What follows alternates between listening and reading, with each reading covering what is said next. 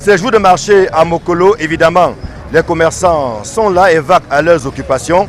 Mais personne n'a oublié que la veille, une deuxième explosion en moins de 10 jours s'est produite dans cet espace marchand suffisant pour que le préfet du département de Foundy convoque une réunion sécurité d'urgence. L'insécurité veut prendre une autre forme.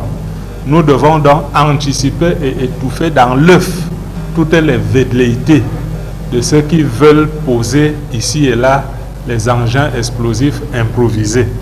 Nous invitons les uns et les autres à la vigilance et à la collaboration. Autour du patron du département de Foundy, les 7 sous-préfets des différents arrondissements de la capitale politique du Cameroun, le préfet leur a dit une seule chose, la nécessité de la réactivation des comités de vigilance, évidemment en mettant en contribution les chefs traditionnels qui ont un rôle hyper important à jouer dans la sensibilisation des masses. Nous avons instruit les sous-préfets de redynamiser les comités de vigilance dans tous les quartiers. Et les chefs qui gèrent ces comités de vigilance de proximité doivent se sentir également concernés. La sécurité est une affaire de tous. Et tout le monde doit se sentir donc concerné. Aussitôt dit, aussitôt fait, le sous-préfet de l'arrondissement de Yaoundé 2 n'a pas attendu une éventuelle troisième explosion pour réunir autour de lui les chefs de quartier pour leur préciser le message du préfet du département du Foundy. Pour leur donner des mesures sécuritaires qu'il faut appliquer dans les quartiers. Parmi ces mesures, il y a la nécessité impérieuse de redynamiser, voire de réactiver les comités de vigilance dans les 10 quartiers pour que ceux-ci servent de relais aux autorités administratives et aux responsables des forces de maintien de l'ordre afin que des individus suspects qui s'amuseraient à perturber la sécurité et la tranquillité des populations puissent être dénoncés auprès des autorités de l'arrondissement.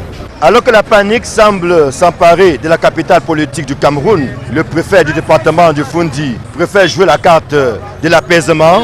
Il estime que si le train est arrivé en retard pour une fois, il n'y a pas lieu véritablement de s'alarmer. Il s'agit d'un train qui a eu un petit retard, mais qu'on sache que tous les jours, le train est toujours arrivé à l'heure.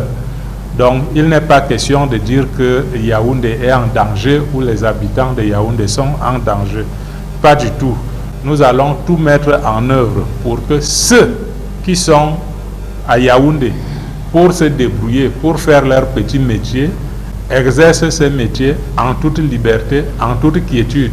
Mais ceux qui viennent avec des velléités seront débusqués, démantelés et traduits devant le procureur de la République aux fins de droit.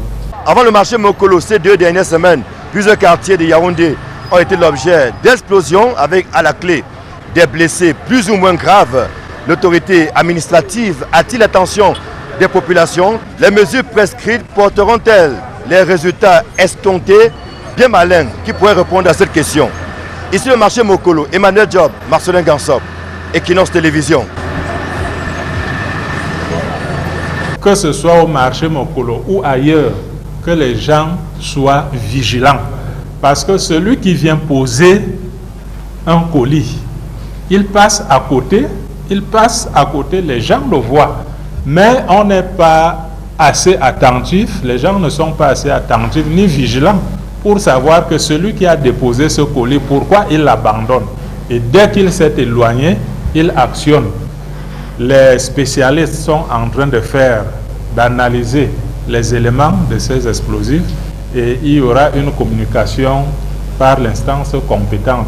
Nous appelons simplement à la vigilance et à une autosécurité de notre propre périmètre.